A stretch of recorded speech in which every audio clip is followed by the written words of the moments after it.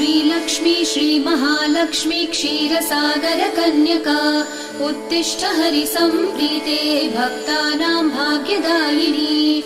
श्रीलक्ष्मी श्रीमहालक्ष्मी क्षीरसागरकन्यका उत्तिष्ठ हरिसम्प्रीते भक्तानां भाग्यदायिनी।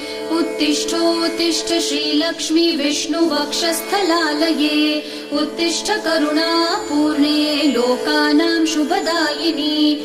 उत्तिष्ठोत्तिष्ठ श्रीलक्ष्मी विष्णुवक्षस्थलालये उत्तिष्ठ करुणापूर्णे लोकानां शुभदायिनी।